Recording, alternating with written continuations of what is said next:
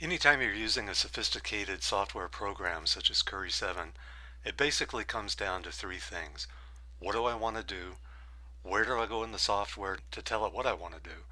And how do I tell it to do what I want it to do? So what, where, and how.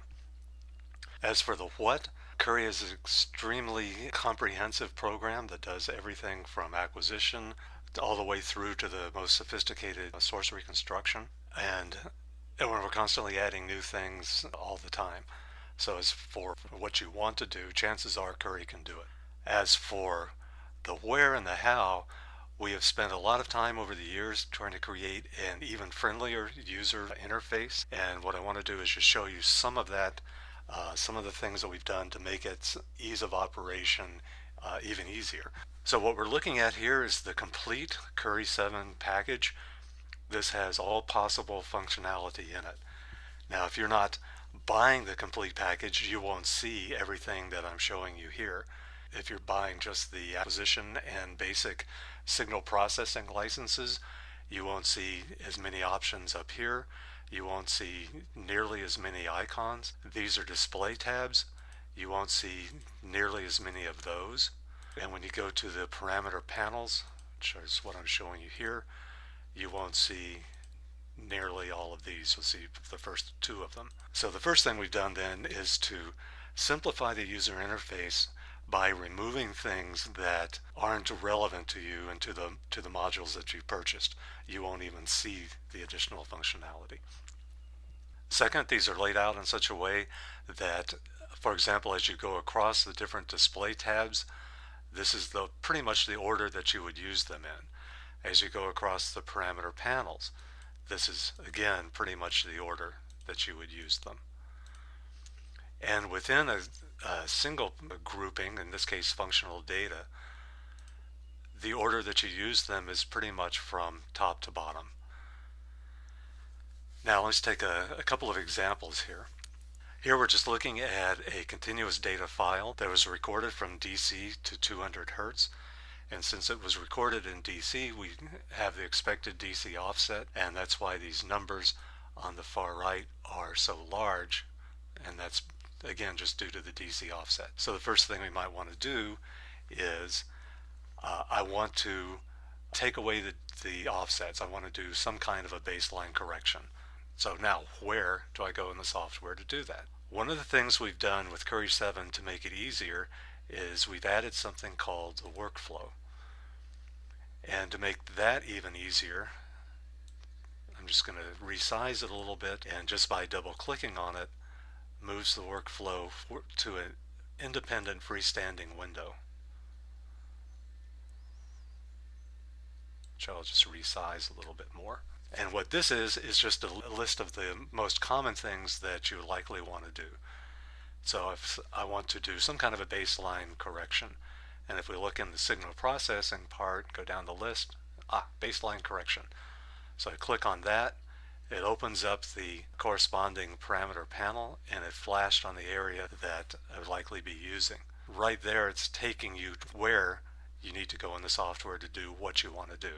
So now how do I do it? Well, you can click on the list.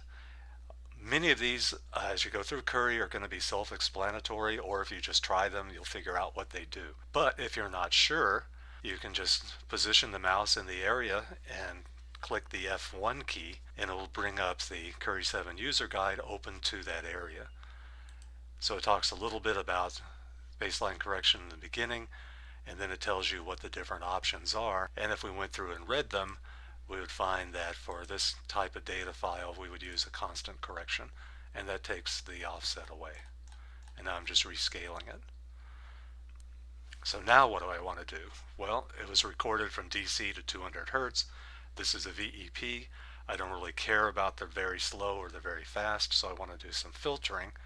So I look down on the list, and here's filtering, and now it takes me to where I need to go. And again, if these are the main options, if I don't know which one I want to use, I can look it up in the user guide. In this case, I'll just take user defined auto.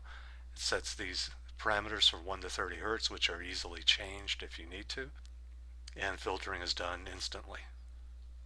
Now also in the parameter panels, Many of them have an advanced tab, and that just shows the options that you'll use less likely, if at all.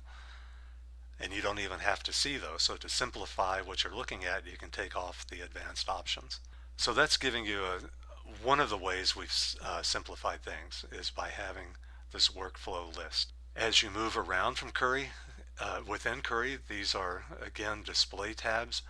And if I click the one for functional data, it automatically takes me back to the functional data parameters. So again, it's making it easier for me. I don't have to select multiple things. I can select one thing like maps or even functional data in maps, and it will take me to the maps parameters. So again, Curry's anticipating what you want to do, and it's trying to make it a little easier for you to do it. We've done a couple of other things to make it easier. If you go to Help, you can access the complete user guide if you like, or you can go to the installation and tutorials, and that's what I'll show you next. There is some general information, just a general introduction to Curry 7, and there's some worthwhile things in there. And then when you get to the tutorials, they're laid out, again, pretty much in the order that you would want to use them. There's one just on the workflow that I've showed you. There's one just on the database, getting you familiarized with using the database or not if you don't want to use it. Parameter files are an important shortcut to using Curry. They can save you a lot of time. And let me just jump down to the signal processing part, where we have, again, each of these is an individual tutorial. And if we were doing, let's say, evoked response analyses, we click on that, and it will give, again, some general information followed by step-by-step instructions on how to go through and do an evoked response type of analysis. And each one of these tutorials is like that, set up with a step-by-step set of instructions, and including a database of files that you can use. And that's what I was showing you. Here, this is the tutorials database. So you have a number of different files to work with. If you still have questions as you're going through trying to figure out either the where or the how, you can always contact us. If you go to Help and send email to Help Desk, this will open up your email program automatically addressed to the Curry 7 Help Desk. There's a place there to enter what your question is, and below that is information about which version you're using, information about the operating system that you're using, and also about video card. So when you're contacting us, this is really one of the best places to do it from.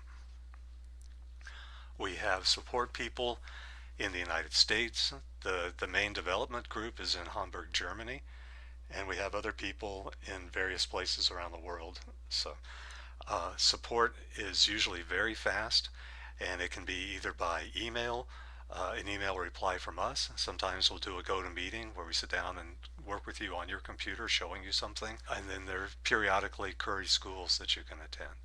So we've done a lot over the years to make Curry 7, while on one hand it's the most sophisticated, comprehensive program yet, we also feel that it's the easiest program to get familiar with and to master.